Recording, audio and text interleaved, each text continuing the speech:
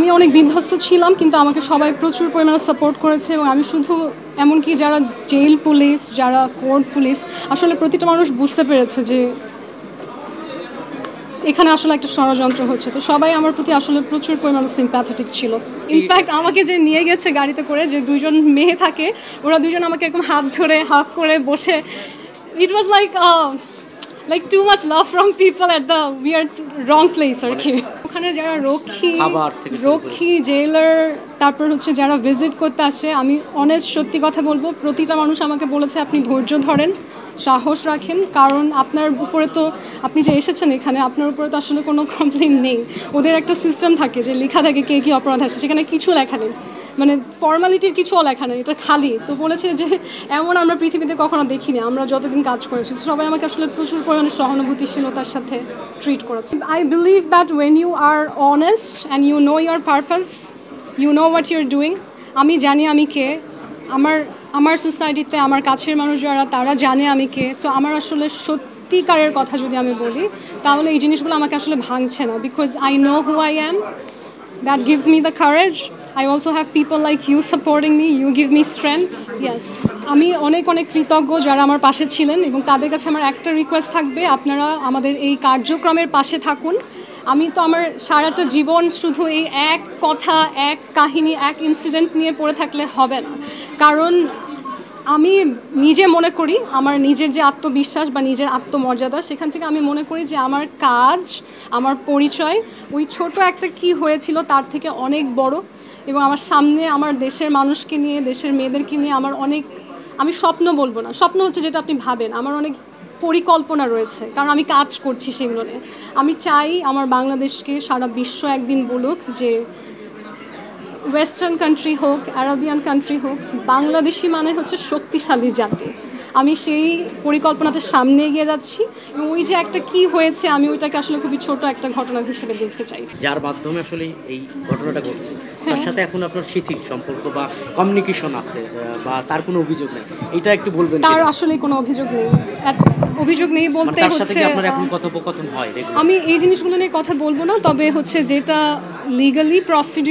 Legal প্রসিডিউরটা legally চলবে, সেখানে তার কোনো কমপ্লেইন নেই। হ্যাঁ, ওয়ালটন এখন দেশের সীমানা পেরিয়ে পৌঁছে গিয়েছে 50টিরও বেশি দেশে। ওয়ালটন, ঘরে ঘরে বিশ্বজুড়ে। আজকে এত মানুষ এসেছে যে সেটা আসলে বোঝায় যে কতখানি সফল হতে পেরেছি আমি এই জায়গাটাতে। আমার মনে হয় প্রতিবন্ধকতার থেকে বরং আমি এমন কিছু মানুষকে মিট করেছি যারা আমাকে সেলফলেসলি সাপোর্ট করছে। তো প্রতিবন্ধকতাগুলো হয়তো এই মানুষগুলোর সাপোর্টের কারণে আমি অতিক্রম করতে পারছি। আসলে আমি কিছু ফানি কমেন্টস দেখেছি যে মেঘনা আলম কি বিদেশ ঘুরতে যায়। I C a lot of weird comments. হ্যাঁ, আমাদের সোসাইটিতে আসলে এটা নর্মাল না। সোসাইটিতে আমি অ্যাটলিস্ট যাদের সাথে মিশি, আমাদের কাছে এই কমেন্টসগুলো কিছুটা ফানি মনে হয়, কারণ সবাই কোনো না কোনো দেশে ঘুরছে, ছেলে হোক মেয়ে হোক।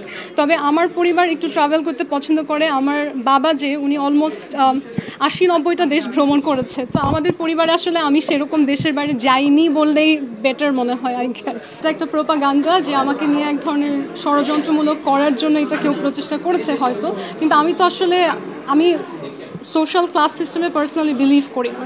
আমি মনে করি যে আমার সোসাইটিতে যার অবস্থান একটু নিচু বা মাঝারি বা উঁচু, আমরা যেটা বলি টাকার ভিত্তিতে, আমি পার্সোনালি এই জায়গাটা বিশ্বাস করি না, এবং এটাকে আমি ভালোভাবে দেখিও না। তবে আমি যদি বলি যে চিন্তাধারা বা আমি জীবনে আমার কী সুযোগগুলো পেয়েছি, কোন ধরনের সমাজে বড় হয়েছি, আমি যদি আমার সারাউন্ডিং দেখি যে আমার আত্মীয় স্বজন বন্ধুবান্ধব কারা, আমি তো আসলে নিম্নবিত্ত না, তাহলে উচ্চবিত্ত আকাঙ্ক্ষাটা তো হাস্যকর আমার ব্যাপারে বলা। আমি যদি সত্যিকারের একটা কথা বলি, হয়তো এই জিনিসটা আমি নারী হওয়ার কারণে আমার সাথে বেশি হয়েছে, বিকজ যে ষড়যন্ত্রটা করেছিল, আমি অনেক সময় অনেক জায়গায় বলেছি, তারাও বলেছে যে একজন নারী হয়ে সে এত দাপটের সাথে চলে, একজন নারী হয়ে সে এত পাওয়ারফুল জায়গায় চলে যাচ্ছে, কেন যেন নারীরা সামনে এগিয়ে গেলে তাকে নিয়ে অনেক রকম কুরুচিপূর্ণ চিন্তা হয়। এখন এই জিনিসগুলো আমাকে অতিক্রম করতে হবে জীবনে, আমার আর কিছু বলার নেই। ভ্রমণ করি এবং আমার যে স্পন্সর ছিলেন ডক্টর মোহাম্মদ ইউনুস ছিলেন, তার সংগঠন ইউনুস সেন্টার, আমার থাকা খাওয়া এবং আমি সেখানে যেই কাজে গিয়েছি সেই কাজের সাথে আমাকে সম্পৃক্ত করা সব কিছুর দায়িত্বই ছিল প্রফেসর ইউনুস স্যারের এবং তার টিমের। তো এটা তো অবশ্যই একটা মানুষের জীবনে অনেক বড় পাওয়া, এবং আমি সেই অনেক বছর ধরে, আজ থেকে না, আমার কভার পিকে মোহাম্মদ ইউনুসের ছবি, সেখানে মোহাম্মদ ইউনুসের আসল মেয়ে যে ওনার ডটার, সেও কমেন্ট করেছে, কারণ অনেক মানুষ লিখতো is he your father. So তখন আবার তার মেয়েকে অন্যরা ট্যাগ করেছে যে ইট ওয়াজ আ ফান কনভারসেশন, এবং মোহাম্মদ ইউনুস নিজে কিন্তু আমার সেই কভার পিকটা লাইক করেছে। সো আমার মনে হয় এতখানি আন্তরিকতা যেখানে আছে, এবং বিগত সরকারের সময় অনেক মানুষ আমাকে বলতো যে ওনাকে নিয়ে অনেক সমস্যা হচ্ছে, এই ছবিটা তুমি সরিয়ে ফেলো, অনেক প্রবলেম হবে, আমি কখনোই সরিয়ে ফেলিনি। তো আমার তো মনে হয় এটা নতুন করে প্রমোট করার কিছু নেই, এবং একটা ছবি না, ওনার সাথে আমার আরও ছবি আছে, অন্য সময়ের আছে, তাহলে ওয়াই নট। আমি মডেল হতে চাই। ইনফ্যাক্ট আমি অনেকগুলো দাওয়াত পেয়েছি, Paris fashion week, New York fashion week, এবং আমি এগুলোর একটাও অ্যাটেন্ড করিনি, বিকজ আমি যদি হাইলি অ্যাম্বিশাস হতাম মডেলিংয়ের ক্ষেত্রে, অবশ্যই আমি এত বড় অপরচুনিটি হেলাফেলা করবো না। In fact I got invited to Cannes red carpet as well. So এইগুলো আমি কখনো সেভাবে করে পাবলিশও করিনি।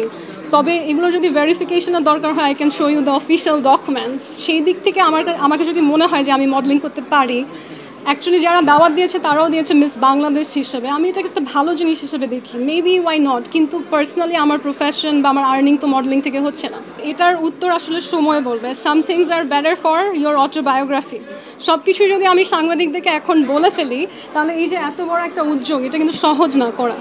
এতগুলো মানুষকে নিয়ে কাজ করা, আপনি যেহেতু আছেন একজন প্রফেশনাল, একজন পুরুষ হয়ে, আমি জানি না আপনার বয়স কত, you do mind telling me how old are you? 30+। I am also 30+। কিন্তু কোনো এক অদ্ভুত কারণে আপনাকে দেখলে সবার কাছে মনে হয় আপনি আয় রোজগার করে আপনার সংসার চালাতে সক্ষম। তাহলে 30+ একজন মহিলা, তাকে কেন মনে হবে যে সে সক্ষম না? এটা কি হাস্যকর না? এবং এটাতে একটা জেন্ডার ডিসক্রিমিনেশন রয়েছে, এবং সেই জিনিসটা দূর করার জন্য আমার আজকের এই প্রোগ্রাম। খবরের কাগজ, নিখাদ, নির্ভীক, নিরপেক্ষ।